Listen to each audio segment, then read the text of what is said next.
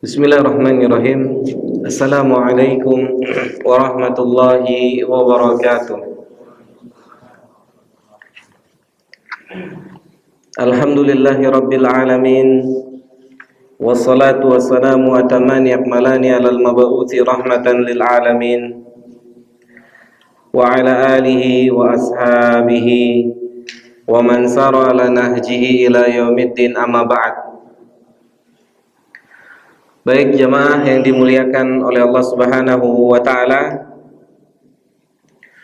pada kesempatan malam hari ini, malam ke-27 Ramadan, kita isi diantaranya malam hari ini dengan kajian yang insyaallah taala kajian pada malam hari ini dengan tema dakwah para nabi dan rasul. Tentunya jamaah yang dimuliakan oleh Allah Subhanahu wa taala, pembahasan tema ini secara komprehensif atau secara menyeluruh itu tidak bisa dibahas dalam satu malam, karena ini butuh waktu. Karena perjalanan dakwah para nabi dan rasul, mereka membutuhkan atau banyak ragam. Dan di antara gambaran dari dakwah para nabi dan para rasul itu ditulis oleh salah seorang ulama, yakni Syekh Rabi' ibn Hadi al-Madkhali. Beliau menulis salah satu karya ilmiah yang berhubungan dengan metode dakwah atau bagaimana para nabi dahulu berdakwah, yang beliau berikan judul kitab beliau Manhajul Anbiya fi da'wati ilallah. Metode para nabi dan rasul di dalam berdakwah, mengajak manusia kepada Allah Subhanahu wa taala. Insyaallah taala pada kesempatan malam hari ini kita mengambil sedikit dari apa yang ditulis oleh beliau di dalam kitab ini, yakni bagaimana, atau lebih tepatnya kita fokus di malam hari ini tentang metode atau isi daripada dakwah para nabi dan rasul. Isi daripada dakwah para nabi dan para rasul. Apa yang mereka dakwahkan, apa yang mereka sampaikan kepada manusia. Maka pada kesempatan malam hari ini kita akan fokuskan kepada materi dakwah yang pernah disampaikan oleh para nabi dan para rasul alaihi mussalatu wassalam. Baik jamaah yang dimuliakan oleh Allah Subhanahu wa taala, secara spesifik, secara khusus, Allah taala berfirman di dalam surah An-Nahl ayat 125.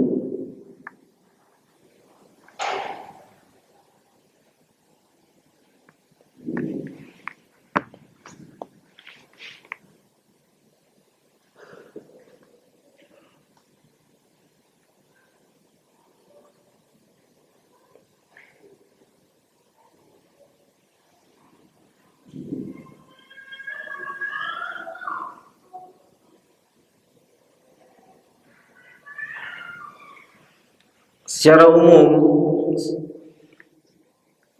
inilah yang diperintahkan oleh Allah Subhanahu wa taala kepada para nabi dan para rasul, yaitu agar mereka mendakwahkan manusia kepada Allah Subhanahu wa taala, agar manusia mentaati Allah Subhanahu wa taala.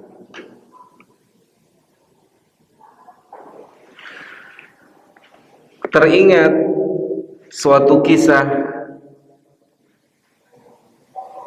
sebelum wafat Nabi kita Muhammad sallallahu alaihi wasallam, kurang lebih di tahun 11 Hijriah.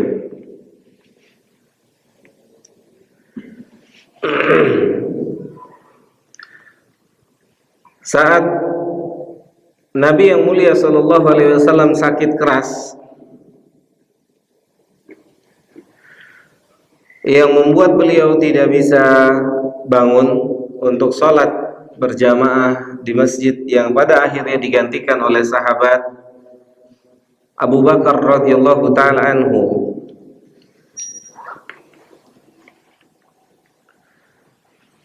Kita tahu jamaah yang dimuliakan oleh Allah Subhanahu wa taala, begitu Nabi sakit keras, maka Abu Bakarlah yang memimpin sholat.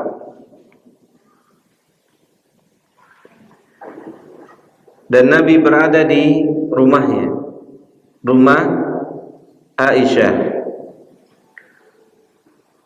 Nabi meminta izin kepada seluruh istri-istrinya agar beliau dirawat di rumah Aisyah. Maka jamaah yang dimuliakan oleh Allah, sebagaimana kita ketahui, letak posisi rumah Aisyah itu berdampingan dengan Raudhah. Raudhah sebelahnya itu rumah Aisyah. Makamnya Nabi sallallahu alaihi wasallam itu. Oke? Kebayang ya? Ya disitulah, sekitar situlah dulu Nabi tinggal sallallahu alaihi wasallam. Saat Nabi sakit keras, Nabi yang mulia sallallahu alaihi wasallam kurang lebih seperti ini, tirai, ada hordeng antara Raudhah dengan rumahnya, dibatasi dengan tirai. Maka Nabi membuka tirainya. Nabi sallallahu alaihi wasallam membuka tirai. Yang para sahabat sedang sholat dipimpin oleh Abu Bakar, dan Nabi tersenyum sallallahu alaihi wasallam. Nabi kita senyum. Maka hampir-hampir senyum Nabi membuat para sahabat saking gembiranya ingin membatalkan sholatnya, karena mereka berpikir Nabi akan kembali sehat. Padahal itu senyum terakhir Nabi sallallahu alaihi wasallam. Itu senyum terakhir.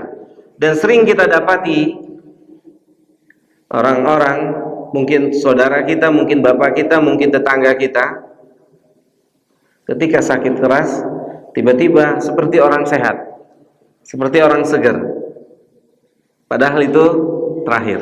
Dan itu juga dialami oleh Nabi kita sallallahu alaihi wasallam. Itu sahabat gembiranya bukan main saat melihat wajah Nabi. Nabi membuka tirai dan Nabi tersenyum kepada para sahabat,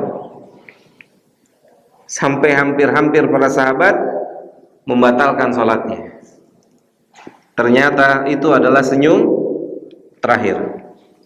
Wafatlah Nabi kita yang mulia sallallahu alaihi wasallam. Taib, yang mau kita ambil pelajaran dari kisah ini adalah bagaimana reaksi Umar radhiyallahu taala anhu saat dikatakan, diumumkan kematian Nabi Muhammad sallallahu alaihi wasallam. Maka Umar bereaksi dengan mengatakan, siapa yang berkata Muhammad mati, maka saya penggal palanya.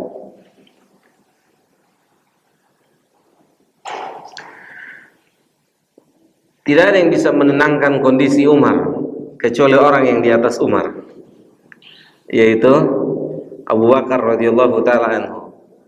Maka tampillah Abu Bakar untuk menenangkan sahabat Umar. Abu Bakar berkata, "Man ya'budu Muhammada qad mat." Siapa yang menyembah Muhammad, siapa yang menyembah Muhammad, dengan berat, sangat berat Abu Bakar menyampaikan ini. Akan tapi ini perlu disampaikan untuk menguatkan hati-hati para sahabat radhiyallahu taala anhum.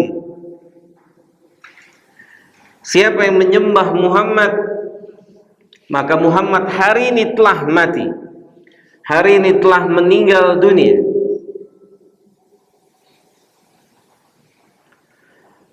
Wa man ya'budullaha, dan siapa yang menyembah Allah, fa innahu hayyun wala yamut, dan sesungguhnya Allah itu hidup dan tidak akan pernah mati. Taib, jamaah yang dimuliakan oleh Allah Subhanahu wa taala,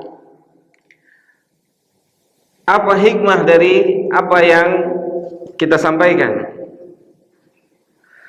Bahwasannya para nabi dan para rasul, mereka tidak mendakwahkan manusia agar mentuhankan mereka,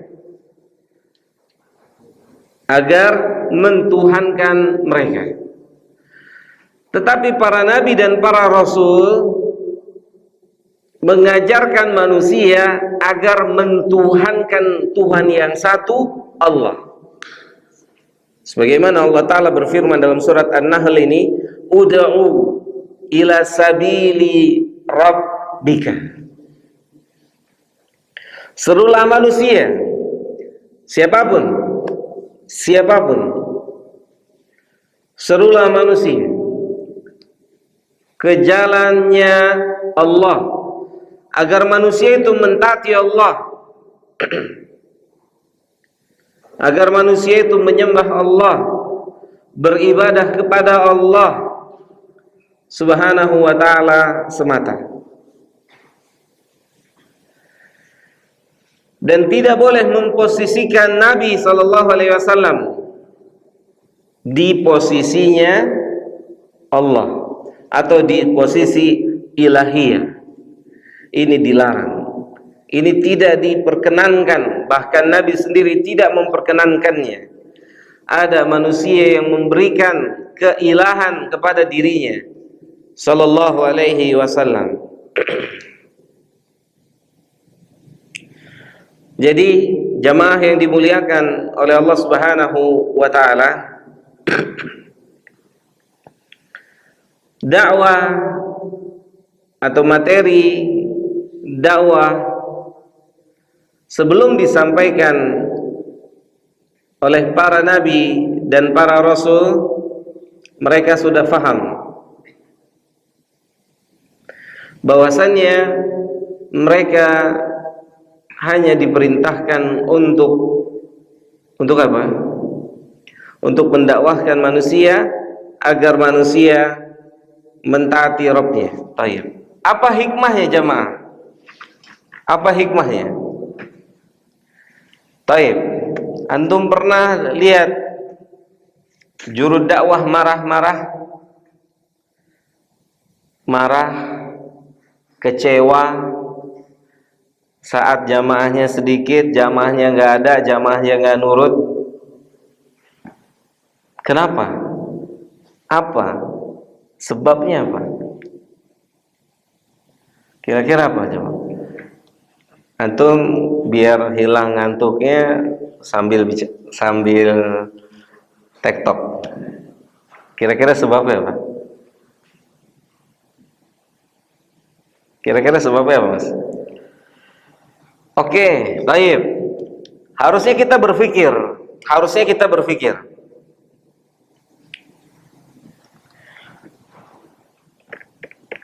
Baik. Nabi yang mulia sallallahu alaihi wasallam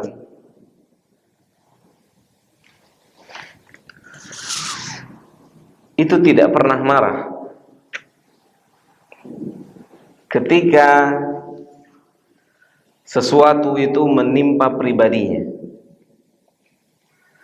Ketika sesuatu itu menimpa pribadinya sallallahu alaihi wasallam. Sahih? Nyata? Bahkan dikatakan man taqama Nabi sallallahu alaihi wasallam li nafsihi qattun. Nabi enggak pernah marah sekalipun enggak pernah marah jika kezaliman itu menimpa dirinya sendiri. Enggak pernah marah. Sedikit pun enggak pernah marah. Oh, ini sedikit dari metode dakwah beliau yang harus dimiliki oleh siapa?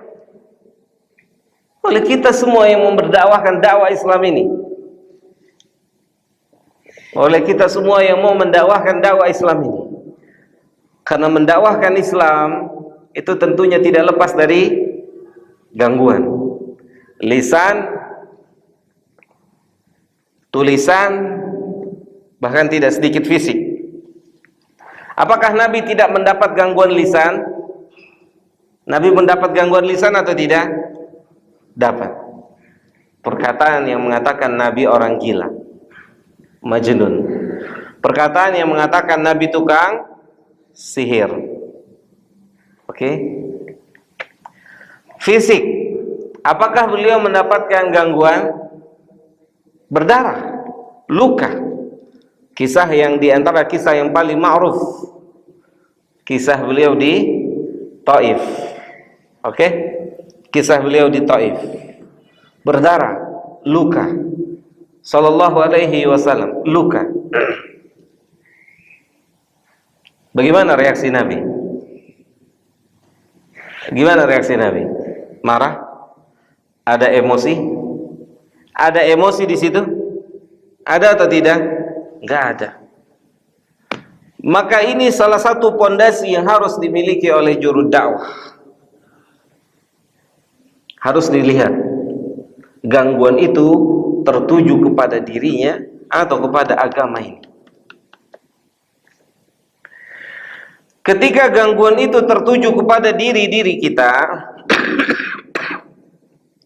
maka selayaknya kita mencontoh Nabi yang mulia sallallahu alaihi wasallam bagaimana beliau bisa bersabar. Beliau sudah berdarah. Beliau sudah terluka fisiknya.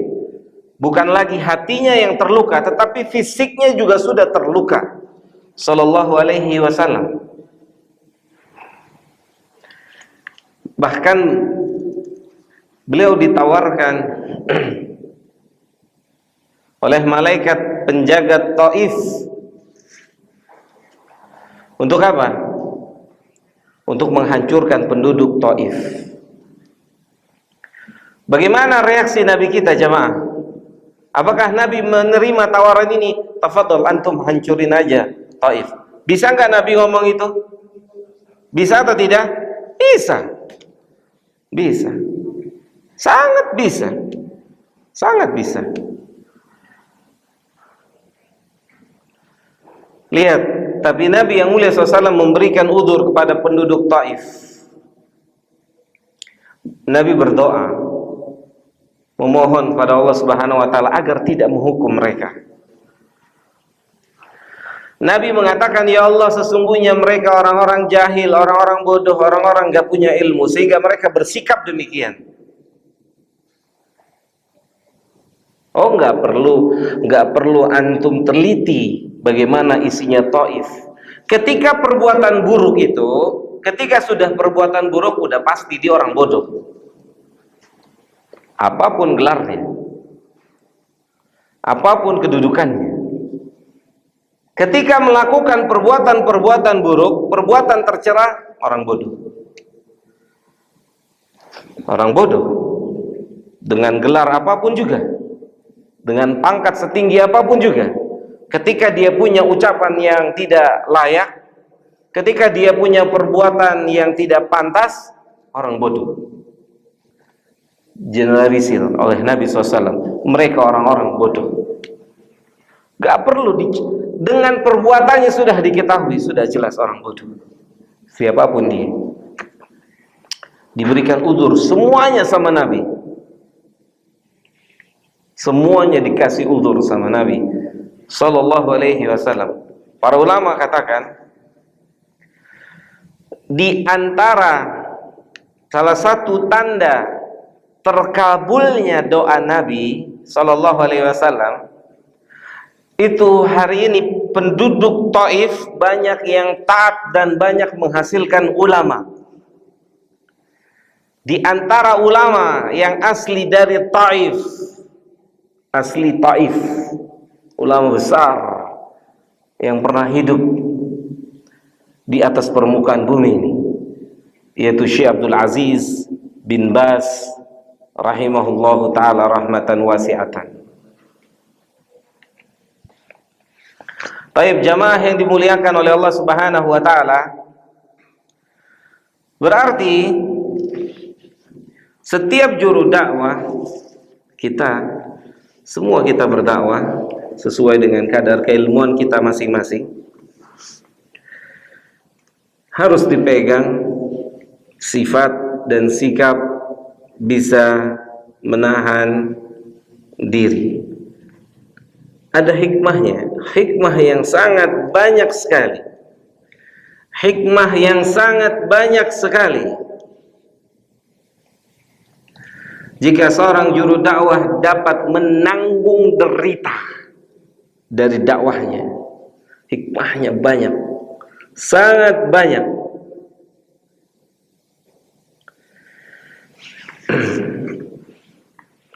Di antaranya Allah sebutkan dalam Al-Quran,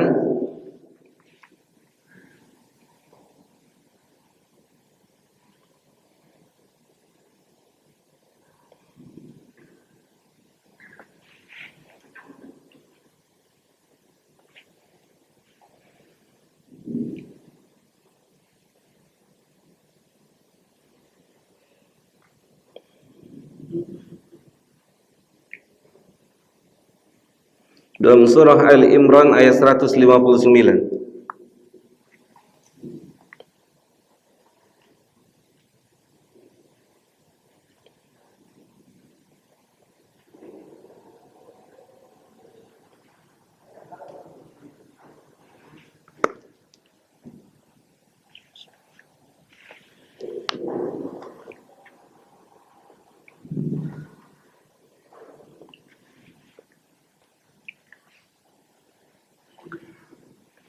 Dalam surah Ali Imran ayat berapa?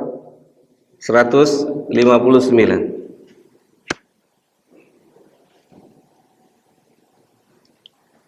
Ini sudah terbukti. Ini terbukti. Apa yang Allah sampaikan dalam ayat ini adalah sebuah bukti realita yang pernah terjadi, jemaah. Bahwasanya manusia secara fitrah, secara naluri, secara fitrah, secara naluri, itu menyukai kelemah lembutan. Sahih? Tidak dapat tidak. Secara fitrah, secara naluri, manusia menyukai kelemah lembutan. Perhatikan. Kata Allah Subhanahu wa ta'ala, "Fabima rahmatin minallahi linta lahum." Maka dengan sebab rahmatnya Allah Subhanahu wa ta'ala, dengan sebab rahmatnya Allah, Nabi yang mulia sallallahu alaihi wasallam ketika hidup, beliau hidup sebagai orang yang punya sifat lemah lembut pada siapa saja. Pada siapa saja. Gak bisa antum bilang, oh Nabi lemah lembut hanya pada orang muslim. Enggak. Orang kafir sakit, Nabi yang jenguk, sahih. Orang kafir sakit, itu Nabi yang jenguk sampai itu kafir mengucapkan kalimat syahadatain. Padahal dia itu orang yang ganggu Nabi semasa apa? Semasa sehatnya dia digangguin Nabi dengan lisan, dengan fisik. Begitu sakit, Nabi yang datang. Ya subhanallah. Coba Bang Erik, antum di WA orang dikata-katain, dibego-begoin, dibodoh-bodohin. Oke? Orang yang ngomong begitu ke ente, antum dapat kabar dia lagi masuk rumah sakit. Gimana kita? Syukurin. Ya Pak? Sahih? Lihat Nabi SAW nggak ada tuh kamus itu, nggak ada kamus itu. Contoh kita dalam hidup ini cuma satu, ikhwan, Muhammad SAW. Siapapun nggak berhak dan nggak patut dicontoh kalau tidak sesuai dengan Muhammad SAW. Siapapun, termasuk saya. Karena manusia yang berhak dan layak dicontoh cuma satu. Qudwatun hasanatun itu cuma satu, Muhammad. Siapapun dia yang menyelisihi Muhammad, maka dia tidak patut dan tidak layak untuk dicontoh.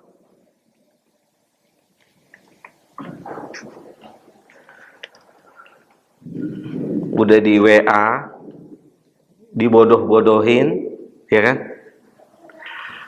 Direndahin, kalau ketemu dicuekin, ya kan? Ketemu salam melengos, dapat kabar sakit, antum mau jenguk gak? Ayo jujur, gimana mau berdakwah ketemu yang begini aja nggak dijemuk? Hah? Gimana mau berdakwah? Nggak ada, nggak boleh. Pendakwah punya sifat dendam, nggak boleh. Kalau dendam biarin aja. Nabi mungkin doain penduduk Taif itu mati semua, bisa nggak? Bisa? Sangat bisa. Sangat bisa. Itu penjaga Taif sudah tawarin, udah, ini kan udah dapat izin dari langit. Kan nggak mungkin penjaga gunung nawarin Nabi tanpa izin dari Allah. Lihat, Nabi bilang jangan. Mereka orang-orang jahil, mereka orang-orang bodoh. Udah nggak usah dicari tahu. Perbuatan tercela itu tidak dilakukan kecuali oleh orang bodoh, apapun statusnya, siapapun dia. Itu Nabi SAW. Ya, ini baru dipelengosin doang. Besok gua nggak mau lagi tunggu dia tuh.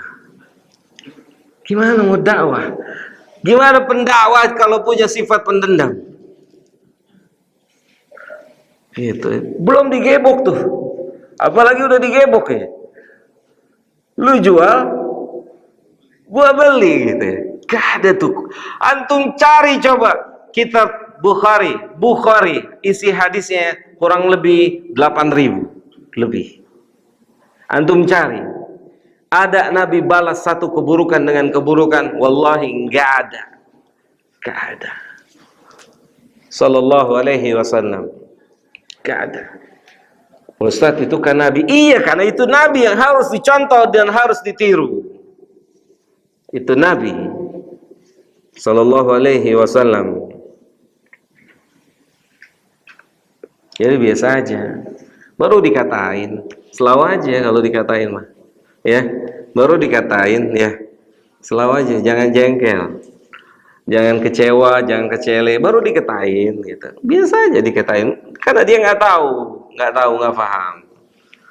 Mungkin kita juga dulu bagian dari orang yang suka apa? Ngatain, ngatain, udah gak usah jengkel, selalu. Lihat, Nabi itu bukan cuma dikatain. Nabi itu pernah ditaruh kotoran onta di pundaknya. Nggak diambil, tepokin mukanya, enggak. Subhanallah. Ya Mas ya. Luar biasa ya. Susah nggak Mas? Susah ya? Susah aja apa susah banget? Susah aja. Kalau saya pernah dengar dulu, kalau saya nggak khilaf, cuma udah lama di kajian Kerukut, Ustadz Hakim ngomong gini, salah satu sunnah yang sulit untuk diikuti, nggak pernah marah. Salah satu sunnah Nabi yang sulit untuk diikuti, nggak pernah marah. Untuk sendal ketendang aja orang panggil-panggil, woi, balikin, balikin. Itu baru sendal tuh. Belum dikatain Wahabi antum. Udah sepeneng, selau aja. Selau, nggak masalah. Orang nggak paham kok. Kan keluar dari lisannya karena mereka nggak paham. Mereka nggak ngerti, nggak usah diambil pusing. Tapi nggak usah pakai tapi. Nabi anggap bodoh tuh semua tuh. Orang Taif yang mengganggunya. Oke, selesai kan, jadi dimaafkan. Lapang dadanya. Kalau mereka tahu juga nggak begitu kan? Selesai nggak? Nggak usah dicari tahu, tapi kan S1 ente aja bikin pegel hidup. Udah, kalau ada perbuatan tidak baik menimpa kita, udah orang bodoh, maafin. Jangan pulang lewat mana ya orang itu kira-kira, cegat gitu kan, bannya kempesin gitu. Oke, kita sedang belajar berdakwah, melihat bagaimana dakwah. Nggak dapat tidak dapat tidak. Fabima rahmatin minallahi lintalahum. Nabi bisa bersikap, bermuamalah dengan lemah lembut kepada siapa? Pada manusia. Kepada manusia. Manusia. Enggak hanya kepada segelintir manusia, tapi kepada manusia. Ini di antara yang perlu kita perbaiki, cara bergaul kita. Biasanya kita kalau udah jadi akhi, maunya mainnya sama akhi lagi. Sahih ya? Kalau sudah jadi ukhti, mainnya sama ukhti lagi. Nyata? Akan tapi Nabi SAW mampu bisa bergaul dengan manusia, tapi tidak terpengaruh. Beliau yang memberikan pengaruh kepada manusia. Manusia yang terpengaruh dengannya. Manusia yang terpengaruh dengan Nabi yang mulia sallallahu alaihi wasallam, itu yang terbaik. Itu yang terbaik. Bagaimana kita bisa memberikan pengaruh pada manusia? Dan itulah Nabi yang mulia sallallahu alaihi wasallam.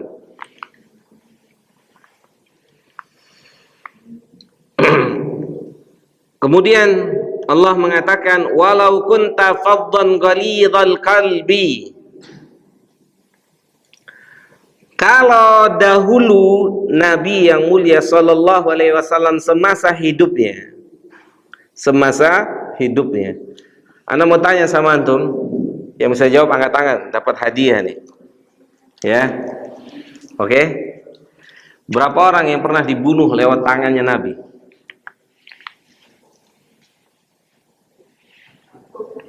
Angkat tangan dong, Bang Faisal. Angkat tangan. Berapa orang? Satu, sahih. Sal, khut. Ada yang tahu namanya siapa yang pernah dibunuh oleh Nabi?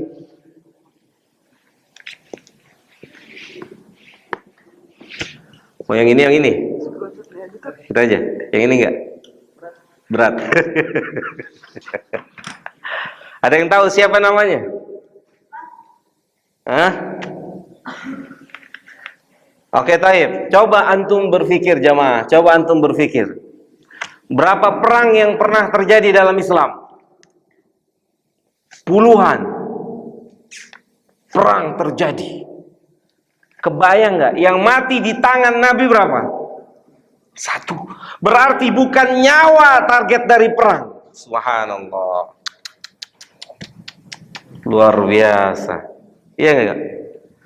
Harusnya puluhan perang, ratusan perang yang terjadi, harusnya berapa orang? Mungkin puluhan yang mati di tangan Nabi. Itu pun nggak mati langsung. Subhanallah. Luar biasa Nabi kita yang mulia sallallahu alaihi wasallam. Ini menunjukkan kasih sayang dan rahmat yang begitu luas. Subhanallah. Tahu nggak satu orang itu? Kata Allah. Baik, jamaah yang dimuliakan oleh Allah tabaraka wa taala. Jadi Allah jalla dzikruhu mengatakan, walau kunta faddan ghalidhal qalbi, kalau dulu Nabi yang mulia sallallahu alaihi wasallam cara bermuamalahnya, cara berdakwahnya, saya kenceng-kenceng karena tengah malam, takutnya kalau pelan-pelan antum tidur gitu.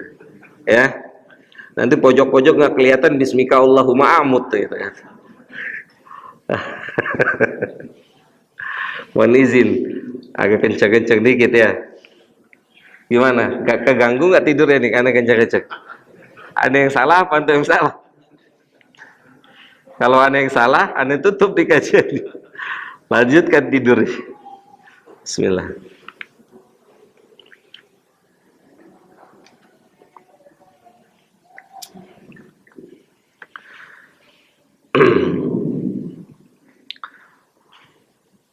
Lihat kata Allah, lan faddu min haulik. Maka manusia saat itu akan menjauhi Nabi yang mulia sallallahu alaihi wasallam. Kalau Nabi sallallahu alaihi wasallam punya sifat pendendam, marah, keras, bengis, manusia nggak ada yang dekat dengan beliau dan tidak ada yang mau masuk Islam. Lihat perintah Allah kepada beliau sallallahu alaihi wasallam. Fa'fu anhum, maafkan manusia itu, maafkan manusia. Ini buat kita pendakwah, siapapun juga, tidak lepas dari gangguan. Siapapun yang mengganggu, lihat kata Allah, fa'fu anhum, maafkan mereka. Maafkan mereka. Wastaghfir lahum, dan mohonkan ampun buat mereka. Wasyawirhum fil amr, dan ajak mereka diskusi, ajak mereka berdiskusi. Itu metode, itu sedikit metode dari yang paling sedikit metode Nabi yang mulia sallallahu alaihi wasallam berdakwah.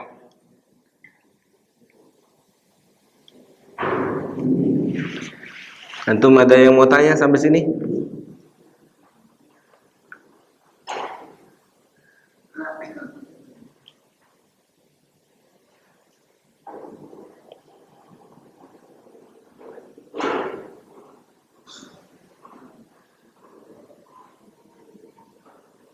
Enggak ada?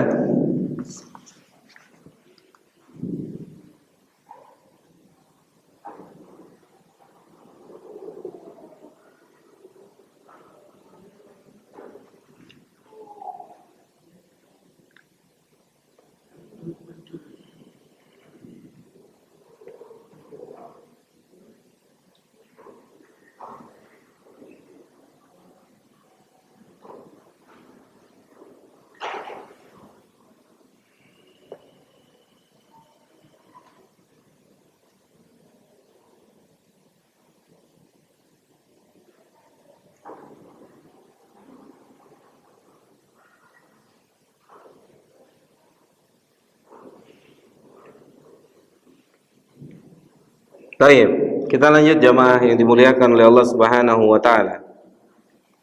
Kita lanjut dengan surat An-Nahl ayat ke-36.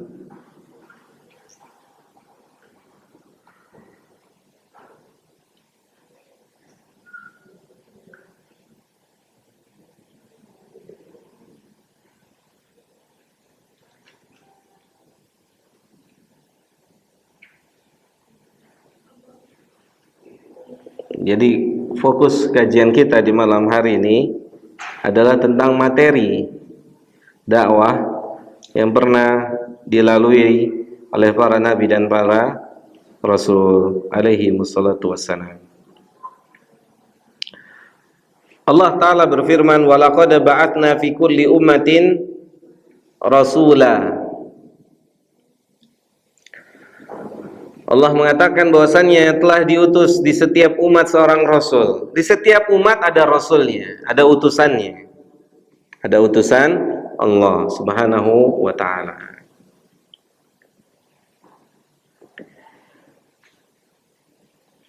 Taib. Kemudian kata Allah Subhanahu wa taala, isi dakwah setiap rasul itu sama. Isi dakwah setiap rasul itu sama. Yaitu ani'budullaha wajtanibu at-taghut. Isi dakwahnya sama, dakwah at-tauhid. Dari yang pertama sampai yang terakhir Nabi Muhammad sallallahu alaihi wasallam. Isi dakwahnya sama. Dakwatu tauhid. Itu makna daripada hadis Nabi, dinul anbiya wahid. Agamanya para nabi itu satu. Yang beda apanya? Antar para nabi yang beda apanya? Hah? Apa? Apa? Yang beda syariatnya.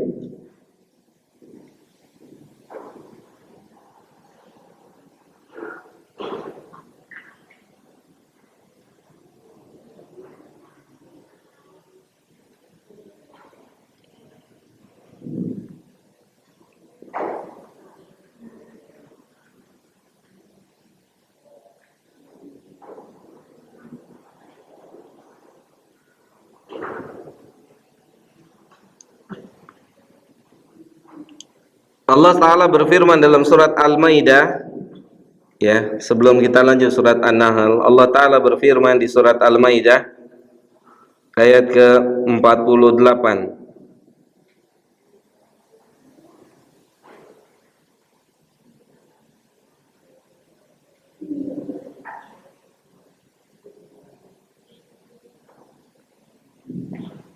Karena ini bukan warung kopi, ini pengajian, maka isinya ayat dan hadis.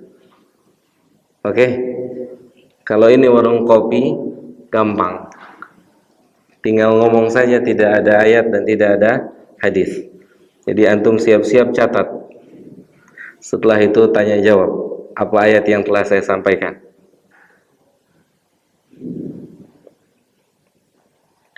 Allah Ta'ala berfirman di dalam surat Al-Maidah ayat 48 pada ayat likullin ja'alna minkum syir'atan wa minhajan. Kata Allah Subhanahu wa taala, di setiap umat, setiap rasul itu punya apa? Punya apa jemaah? Hah? Punya syariat. Setiap rasul itu punya syariat dan punya manhaj, punya metode. Ini yang beda. Tetapi pokok dakwahnya sama. Dalam surat An-Nahl ayat ke-36. Oke? Pokok dakwahnya ini. Apa pokok dakwahnya? Tauhid. Pokok dakwahnya sama, tauhid. Dari yang pertama sampai yang terakhir, nanti saya sebutkan satu-satu. Pokok dakwahnya sama, tauhid. Oke, taib. Sekarang gini. Apa yang kita inginkan hidup di dunia ini? Berbahagia, sahih? Tidak ada yang lain kecuali kebahagiaan. Bagaimana caranya kita mau bahagia hidup di dunia ini? Macam-macam orang. Untuk menempuh kebahagiaan orang itu macam-macam.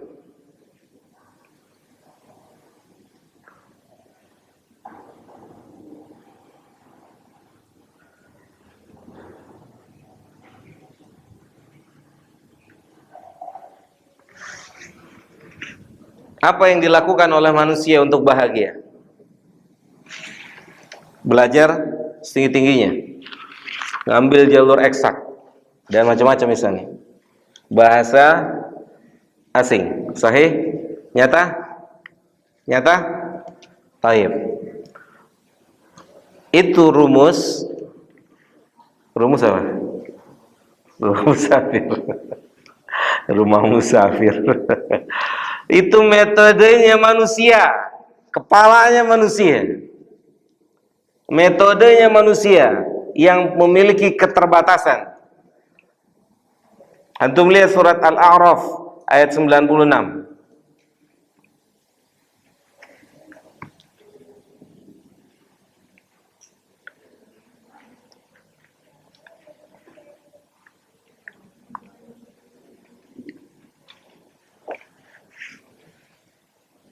Surat Al-A'raf ayat berapa?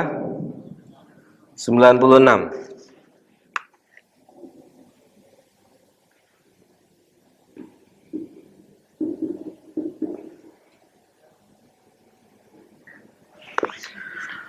Lihat Allah bilang apa? Walau anna ahlal qura amanu wattaqau. Allah bicara secara ruang lingkup besar. Seandainya penduduk sebuah negeri memberikan mahar, Allah minta mahar. Allah minta mahar. Seandainya penduduk negeri itu beriman dan bertakwa. Beriman dan bertakwa. Ini mahar yang Allah minta. Mahar yang Allah minta. Kalau antum, siapapun kita mau hidup berbahagia, ini maharnya. Ini maharnya. Beriman dan bertakwa. Kemudian antum lihat, setelah beriman dan bertakwa, siapa yang memberi kehidupan? Siapa? Allah. La fatahna, kata Allah. Allah bukakan. Allah bukakan. Makanya berdasarkan ayat ini, di negeri manapun yang tidak memberikan mahar ini pada Allah, maka tidak akan pernah menjadi negeri yang berbahagia abadan, selama-lamanya. Akid, yakin dengan sangat tinggi.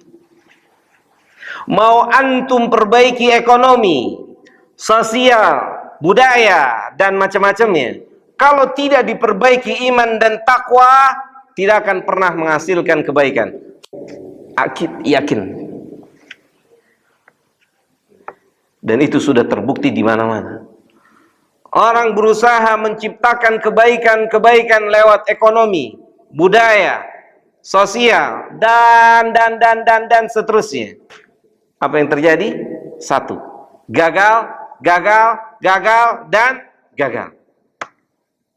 Karena dia tidak berusaha menciptakan sebuah kebahagiaan dari pemilik kebahagiaan. Siapa? Allah. Allah bilang apa? La fatahna alaihim barakatin minas sama'i wal ardi. Allah akan bukakan kebahagiaan. Allah akan bukakan pintu-pintu keberkahan dari langit dan dari bumi, jamaah yang dimuliakan oleh Allah Subhanahu wa taala. Baik. Ini masuk akal atau tidak? Masuk akal nggak? Ayat ini masuk akal nggak? Hah? Nggak masuk akal. Nggak masuk akal. Orang kalau mau bahagia, yang masuk akal harus pinter. Sahih nggak? Harus pinter. Coba antum bilang apa yang antum katakan pada putra-putri antum. Nah, kalau kamu jadi orang kaya, kalau kamu mau senang, sekolah yang pintar, yang rajin. Mana ada anak dibangunin ngaji-ngaji? Kalau mau ngaji, kasihan, baru tidur. Yang ada, sekolah. Bangun lo, sekolah. Udah jam 6 nih, bangun sekolah. Ya enggak? Kalau mau ngaji sore TPA, lagi tidur gimana? Biarin, kasihan. Kasihan, baru tidur gitu.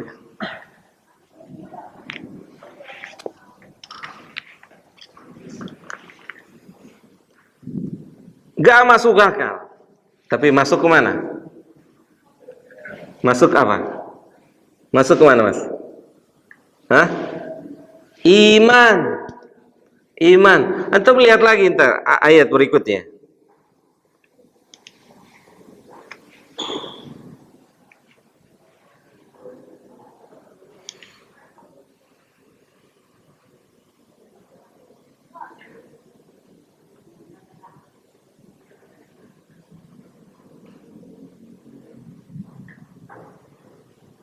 Antum lihat lagi surat An-Nahl ayat 97.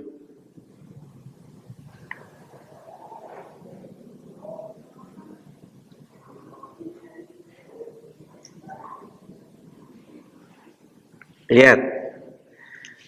Buat orang-orang yang ragu putra-putrinya masuk pesantren, belajar agama, apa yang dikhawatirkan oleh orang tuanya? Aduh, nah kamu kalau belajar agama nanti mau sekolah di mana, mau cari kerja di mana? Ini jawabannya. Ini jawabannya.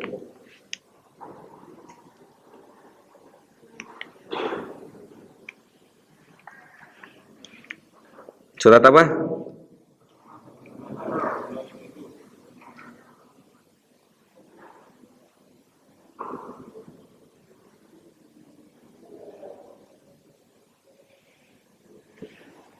Kita lihat ya, jamaah ya, yang dimuliakan oleh Allah.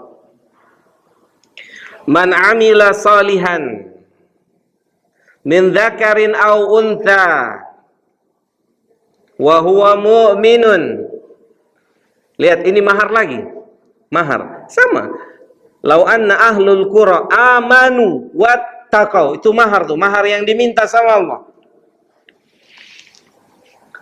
Mahar yang diminta sama Allah tuh, beriman terus bertakwa, itu mahar. Tauhid. Lihat, man amila salihan, beramal. Beramal saleh. Siapa saja yang beramal saleh, laki-laki dan perempuan, wa huwa mu'min, dan dia beriman. Apa setelah itu Allah bilang? Apa kata Allah berikutnya? Hah? Taib. Bagaimana cara manusia memperoleh kehidupan lebih baik? Cara manusia, bukan cara Allah. Gimana? Hah? Kerja, sekolah yang tinggi-tinggi, belajar yang banyak, belajar bahasa ini, belajar bahasa itu, ini dan itu. Lihat apa yang Allah minta. Gak masuk akal.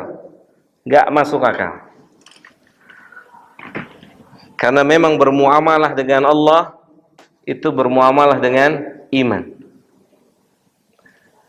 Allah bilang, man amila salihan min dzakarin aw untha. Oke, siapa saja manusia, laki atau perempuan yang beramal saleh, bagus amalnya. Amalnya bagus. Untuk urusan hidup antum gak perlu khawatir karena antum punya Rabb yang menjamin. Jangan pernah coba-coba, tapi praktekkan. Karena ini bukan minyak kayu putih. Ini Allah yang mengatakan, siapa yang beramal saleh, laki-laki atau perempuan, maka kata Allah, fala nuhyiyannahu hayatan thayyibatan, maka pasti akan kami berikan mereka orang-orang yang beramal saleh kehidupan yang baik. Ini janji dari Allah. Allah berjanji kehidupan yang baik, kasih maharnya. Jadikan putra-putri kita taat sama Allah. Allah mengatakan untuk urusan perbaikan itu urusannya Allah. Oke, Taib, mungkin pertanyaan saya tadi, kenapa para nabi dan rasul dakwahnya dakwah tauhid, padahal masalahnya ekonomi, padahal masalahnya sosial, padahal masalahnya akhlak, padahal masalahnya ini dan itu. Tapi kenapa dakwahnya tauhid? Coba pikir. Setiap nabi dan rasul punya masalah yang beda-beda di setiap umat. Ada yang bermasalah dengan homoseksual, ada yang bermasalah dengan khamar, ini dan itu. Tapi inti dakwahnya tetap tauhid. Siapa yang bisa jawab? Dapat hadiah. Kau mau jawab? Oh, keluar. Big isian air panas, Big. Siapa yang bisa jawab, Ikhwan? Air putih panas. Gak apa-apa. Ini sampai jam 2. Sampai jam berapa? Bebas sampai saya pingsan gitu. Baik. Anda punya pertanyaan, ini pertanyaan penting, coba antum pikirin. Dari ntar saya sebutin semua nabi dan rasul itu dakwahnya tauhid, padahal masalahnya beda-beda. Ada yang punya masalah di ekonomi, ada yang masalahnya di akhlak, ada yang masalahnya di budaya dan seterusnya. Tapi kenapa dakwahnya tauhid? Ya enggak? Kenapa? Jawab. Siapa yang bisa jawab? Faisal, gimana Sal? Jawab Sal.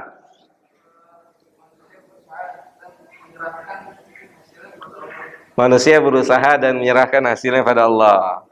Taib. Yang lain?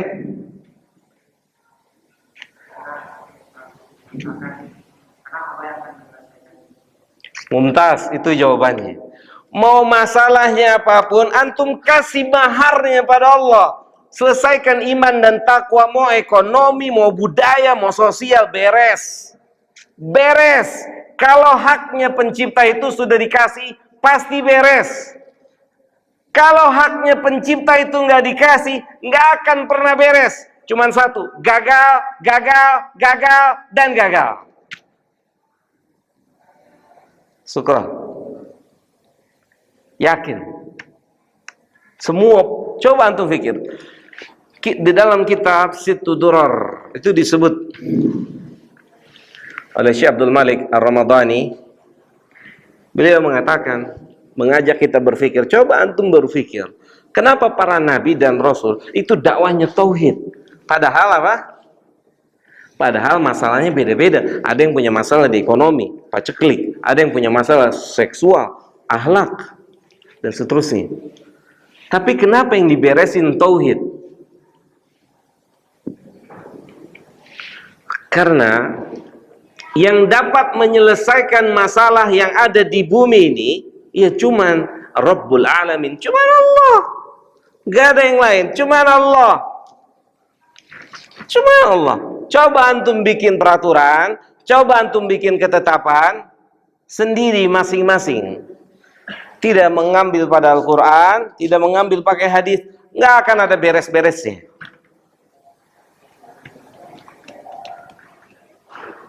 Iya nggak? Nih, pernah dengar hadis Nabi SAW, umat ini tidak akan pernah dikembalikan kejayaannya oleh Allah. Pernah dengar hadis ini? Apa kata Nabi? Kelanjutannya, hatta tarji'u ila dinikum, sampai kalian kembali kepada agama kalian. Antum mau perbaiki umat ini lewat pintu mana saja? Kalau bukan lewat pintu iman, kalau bukan lewat pintu takwa,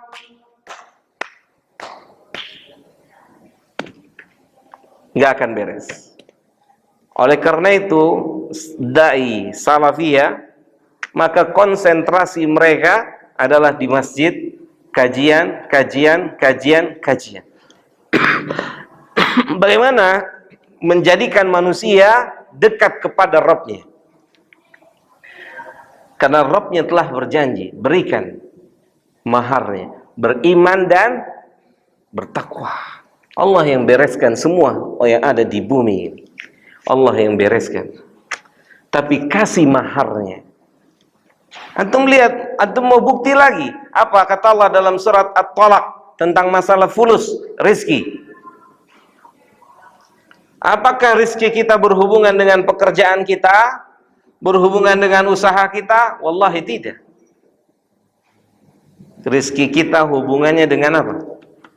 Takwa. Sahih? Apa kata Allah? Wa may yattaqillaha yaj'al lahu makhraja wa yarzuqhu min haitsu la yahtasib. Siapa saja yang bertakwa pada Allah, takwa. Sekali lagi, jangan coba-coba, karena ini bukan minyak kayu putih, tapi praktekan. Yakin, antum praktekan, berikan ketakwaan maksimal. Antum gak akan pernah bisa mikirkan dari mana Allah itu mendatangkan kemudahan. Itu urusannya Allah, bukan urusan kita. Allah hanya minta maksimal dalam bertakwa, dan jalan itu akan ada. Yakin ya? Percaya nggak? Percaya? Kok pelan-pelan ngomongnya? Percaya nggak? Oh, percaya, yakin. Jangan coba-coba, praktekan, maksimalkan ketakwaan. Jalan itu tidak pernah ada di kepala kita. Jalan itu nggak pernah di kepala kita, karena Rabb kita menyembunyikan jalan itu. Min haitsu la yahtasib. Itu inti dakwah, diperbaiki tauhid, diperbaiki tauhidnya manusia. Jadi inti dari materi dakwah para nabi dan para rasul adalah mereka mendakwahkan dakwah tauhid. Bagaimana mereka memperbaiki hubungan antara seorang hamba dengan Rabbnya,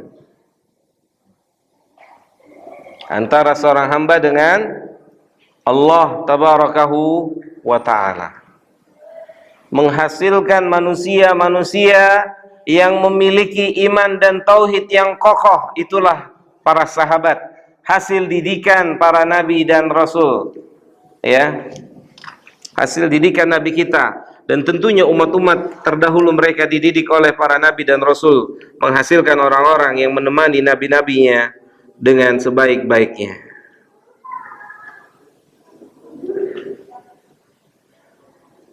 Baik jemaah yang dimuliakan oleh Allah Subhanahu wa taala,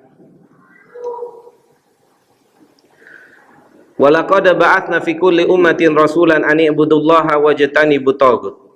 Ayat yang menjelaskan secara umum dakwah para nabi dan para rasul adalah mendakwahkan dakwah tauhid.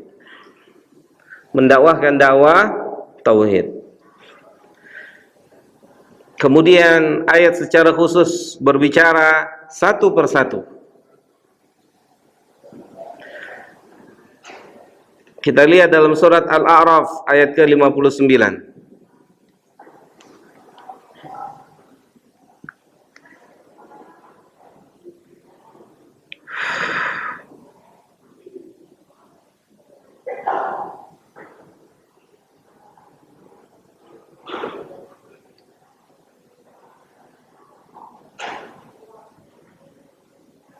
Allah Ta'ala berfirman, laqad arsalna Nuhan ila qaumihi, dan sungguh telah kami utus Nuh kepada kaumnya. Apa yang Nabi Nuh katakan kepada kaumnya? Rasul pertama Nuh. Faqala ya qaumi, wahai kaumku, u'budullah, sembahlah Allah. Sembahlah Allah. Ma lakum min ilahin ghairuhu. Inni akhafu alaikum adaba yaumin azim. Perhatikan, lihat. Nuh alaihi salatu wassalam mendakwahkan kaumnya dakwah at-tauhid. Bagaimana kaumnya agar memperbaiki hubungannya dengan Allah tabarakahu wa ta'ala, dakwatu at-tauhid.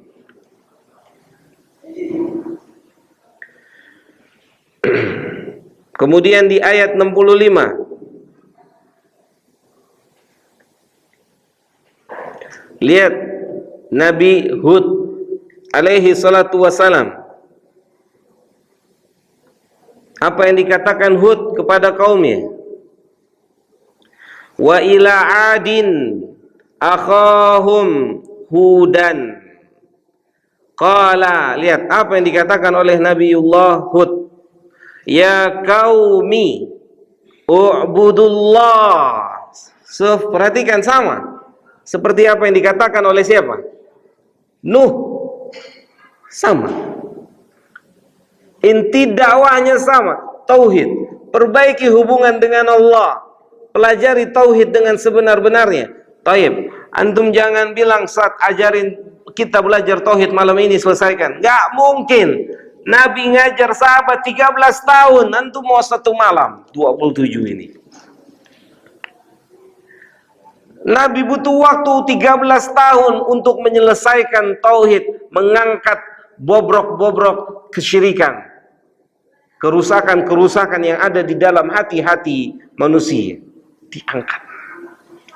Itu butuh waktu yang panjang.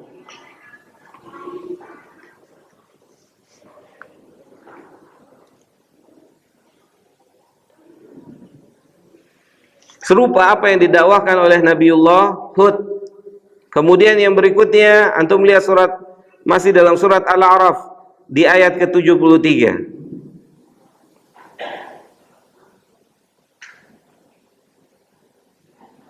Oke.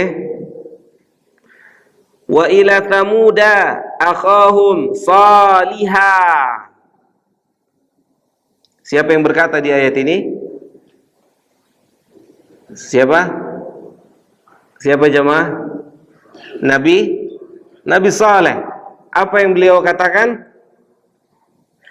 Ya qaumi u'budullah malakum min ilahin ghairuhu. Sama dengan apa yang dikatakan oleh siapa? Dua nabi sebelumnya, dua rasul sebelumnya. Sama, serupa, sama persis. Antum lihat lagi di ayat 85.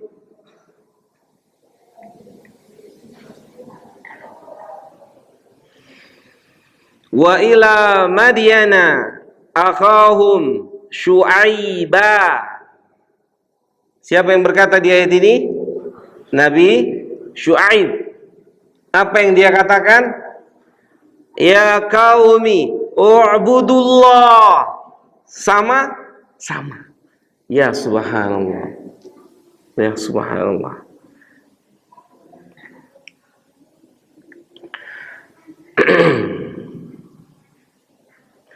Kemudian apa yang dikatakan oleh Nabi Ibrahim alaihi salatu wassalam, antum bisa lihat di surat Al-Mumtahanah ayat yang keempat.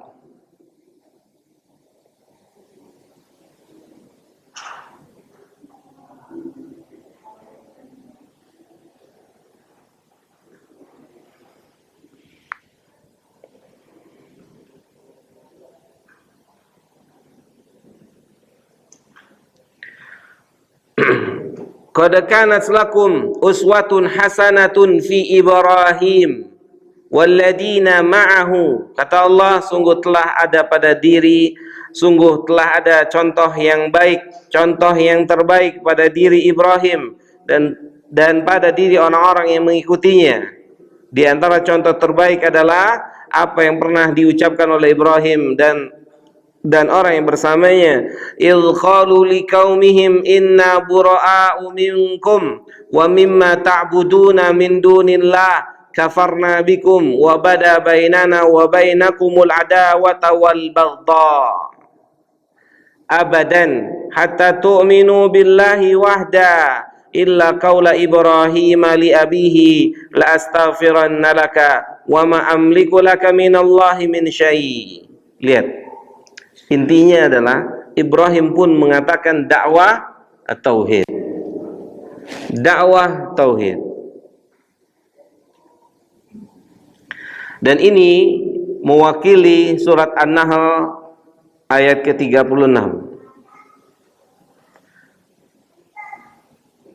Yaitu walaqad ba'atsna fi kulli ummatin rasula.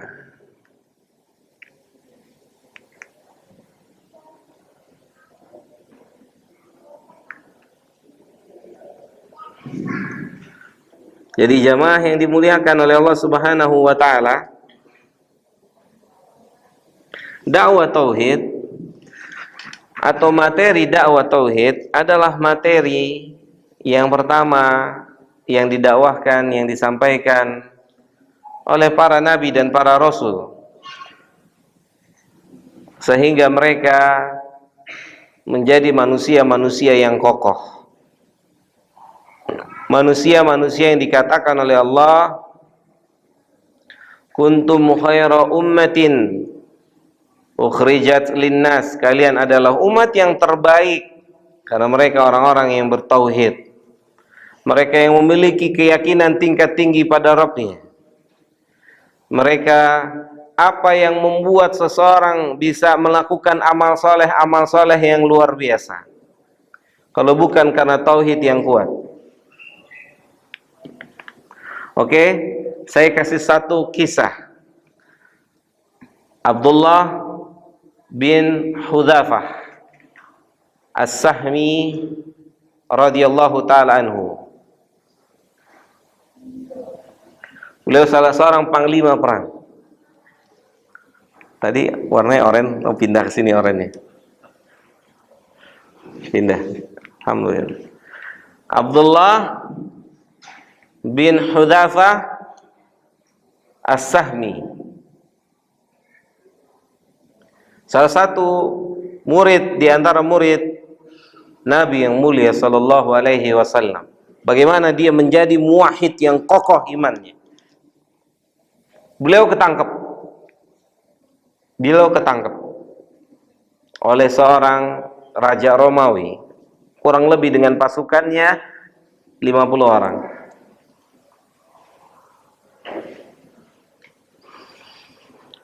Raja Romawi tahu Abdullah punya iman yang kuat, kokoh, maka dia harus hancurkan imannya.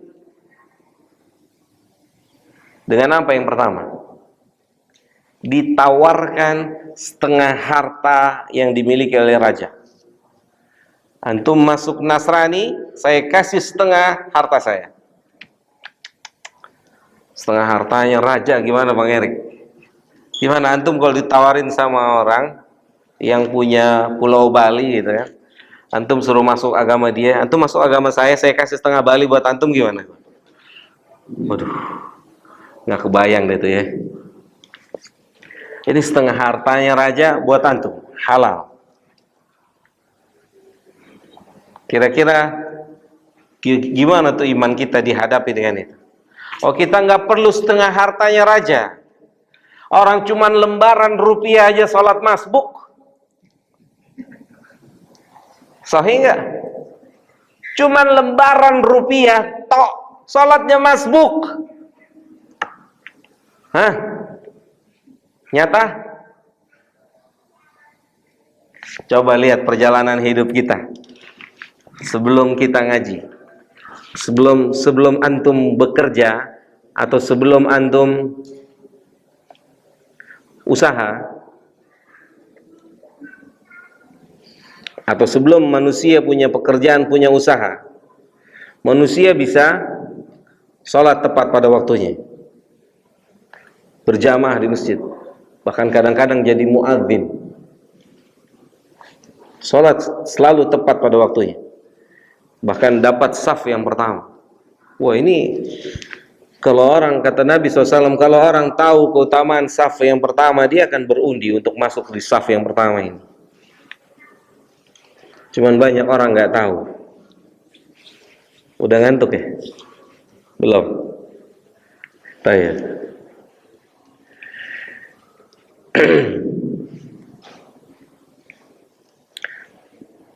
Dapat kerja, dapat panggilan, lihat email, oh masuk, silakan Bapak mendatangi kantor pusat di jalan ini, datang. Naik motor, naik mobil, datang. Interview, oke Bapak selamat diterima di kerja di sini. Oke, ini pekerjaan Bapak. Mulai besok masuk kerja. Masuk zuhur itu jam 12 kurang seperempat. Oke? Atau setengah 12. Baru boleh istirahat setengah 1. Mulai masbuk kan? Mulai nggak? Mulai masbuk. Hari itu masbuk. Besok masbuk. Besok masbuk. Lusa jamak. Duhur sama asar. Nyata? Apa yang membuat itu semua? Fulus, cuan, dunia, lembaran-lembarannya itu. Nyata? Oh, saya mau dagang aja deh. Kalau dagang bisa sholat tepat waktunya. Mana? Mana? Tetap masbuk, tetap terlambat, tetap dipermainkan oleh syaitan. Allahu Akbar, Allahu Akbar, ada pembeli. Mohon maaf Pak, karena sudah adzan, saya nggak bisa melayani, nanti aja habis sholat. Ada pedagang gitu di sini? Ada ya? Berapa? Hitung? Lihat tuh Mamlakah tuh, tahu kan? Apa namanya? Albaik. Albaik tahu? Ayam. Albaik nih malam-malam begini mengantrinya luar biasa nih. Orang mau sahur panjang, nggak kebagian.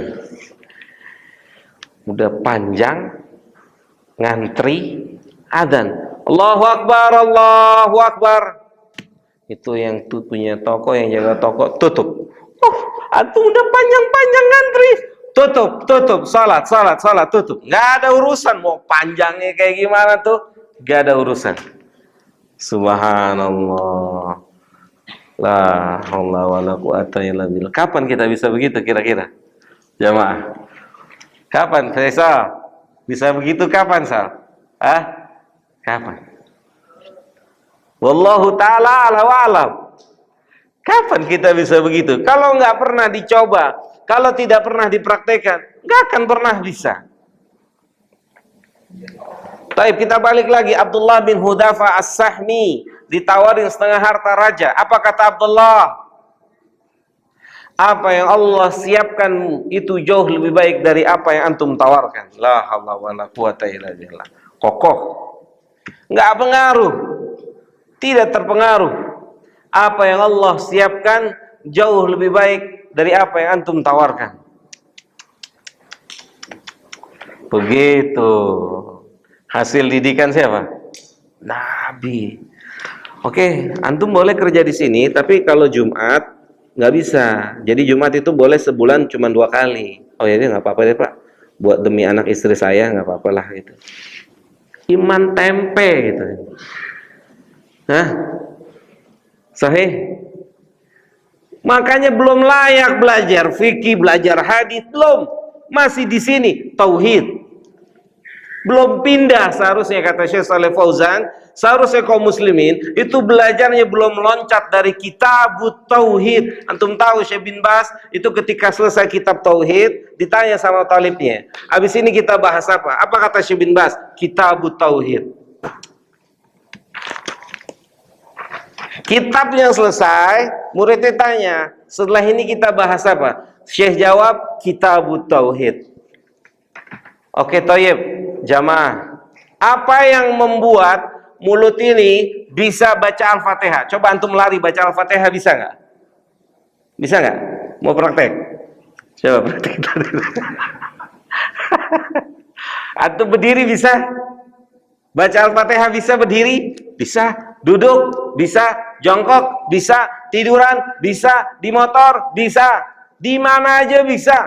Kenapa? Kenapa? Bukan hafal. Kenapa? Diulang. Belajar tauhid seminggu sekali, udah selesai start, ganti pembahasan. Ganti pembahasan, tauhidnya juga pindah. Oke? Makanya kenapa beliau mengatakan setelah ini apa kita bahas apa? Beliau bilang kitabut tauhid. Tauhid harus melekat di dalam diri manusia. Di dalam diri manusia. Nggak boleh copot. Maka dia adalah di antara pelajaran yang harus senantiasa diulang sepanjang hidupnya.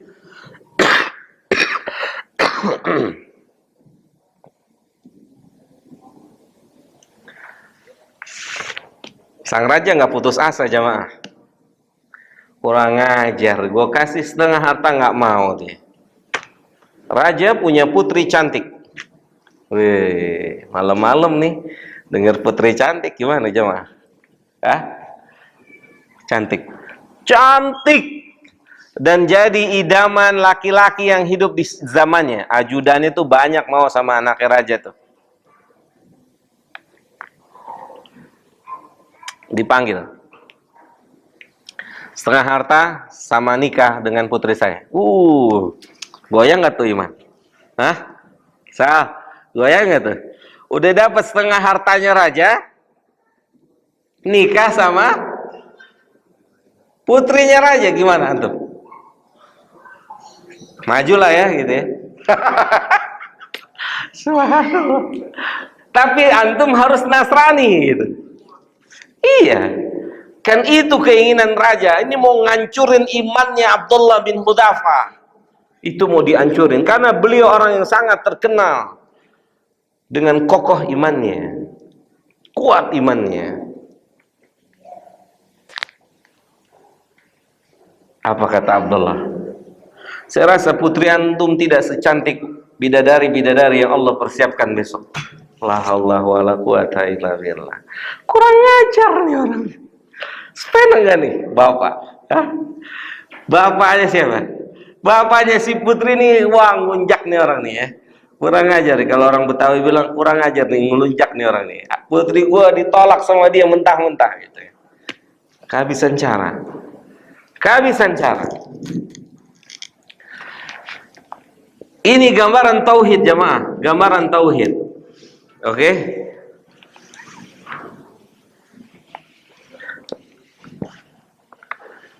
Kata raja, masukin penjara, jangan kasih makan. Penjara jangan dikasih makan. Di penjara gak dikasih makan. Kurang lebih 3 hari ditengok udah lemes.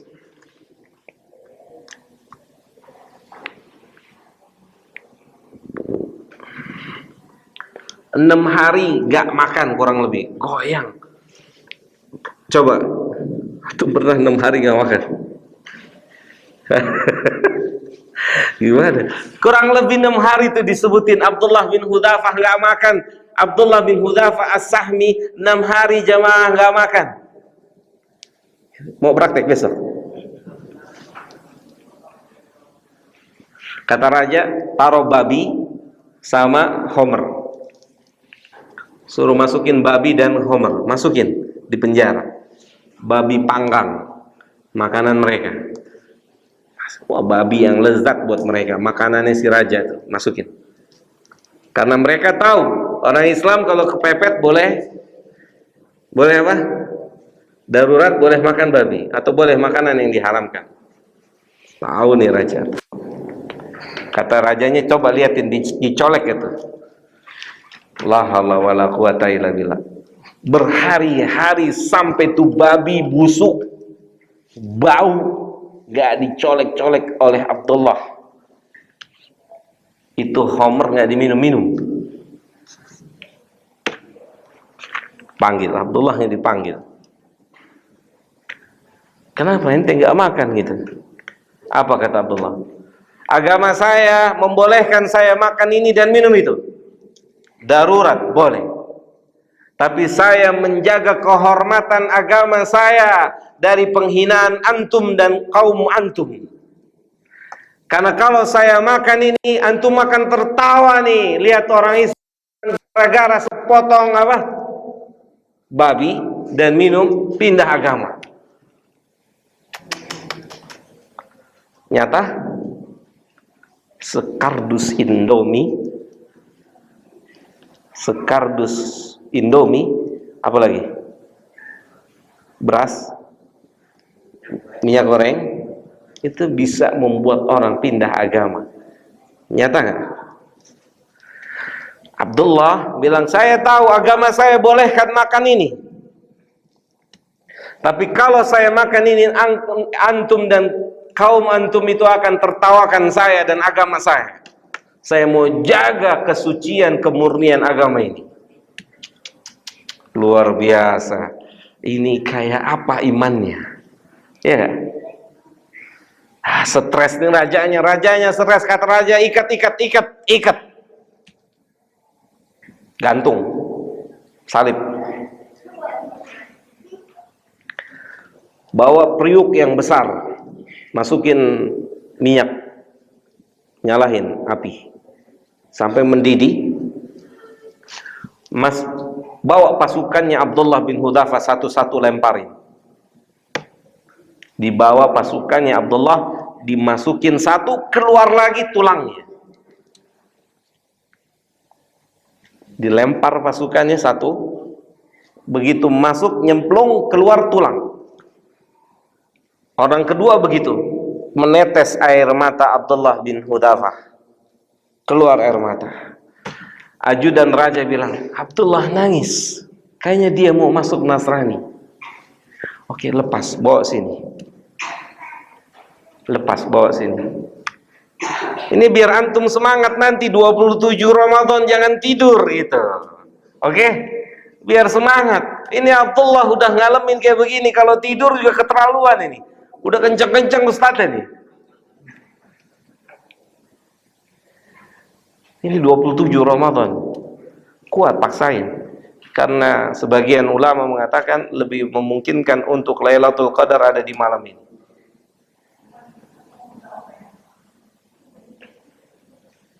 Nangis, Abdullah nangis. Tanya, mau masuk Nasrani? Enggak. Oh, no. Ente kok nangis? Ini buktinya nangis. Takut kan? Melihat temennya dimasukin, keluar jadi tulang, takut. Terus kenapa nangis? Karena saya menangisi diri saya yang cuma punya satu nyawa. Saya berharap saya bisa punya 1000 nyawa, ente lempar 1000 kali, saya bolak-balik jadi tulang. La haula wala quwata illa billah. Enggak goyang Bang Erik, enggak goyang. Hah? Enggak goyang. Ya, Burai. Burai yang goyang antuk. Subhanallah, jemaah yang dimuliakan oleh Allah Subhanahu wa taala. Itu satu contoh bagaimana dakwah tauhid diajarkan oleh Nabi yang mulia sallallahu alaihi wasallam, menghasilkan Abdullah bin Hudzaifah As-Sahmi.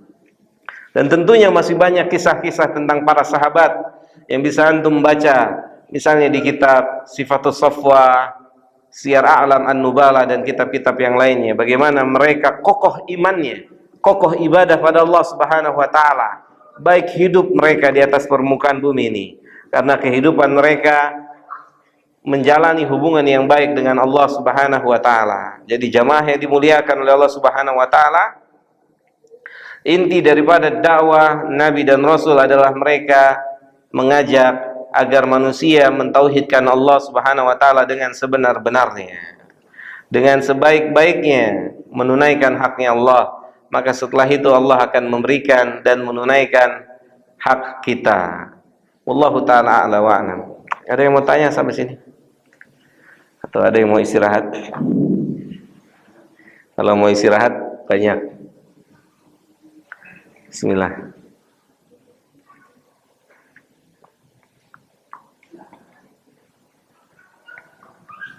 Taib, saya mau tanya sama antum sekarang. Anak antum gak lancar baca Al-Quran, sama anak antum takut ke kamar mandi sendiri, mana lebih besar bahayanya? Mana lebih besar? Mana yang harus didahulukan diperbaiki? Bacaan Qur'annya atau hatinya yang takut ke kamar mandi sendiri? Hah? Bacaan Quran atau kamar mandi? Kenapa takut kamar mandi? Gara-gara siapa? Gara-gara antum. Iya. Kan antum yang bilang, awas, ono ada apa tuh? Iya enggak? Sampai gede tuh takut. Buktinya mana? Buktinya antum sampai gede takut. Nyata? Gara-gara si Gundurwo itu.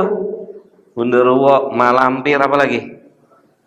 Kuntilanak, suster ngesot. Banyak. Indonesia paling banyak jenisnya. Jangan kenalin sama putra-putri antum, rusak tauhidnya, rusak. Biar anak-anak begini nggak ada takut-takutnya, sana sini, nggak ada takut-takutnya, nggak ada. Jangan ditakut-takutin, itu merusak tauhid,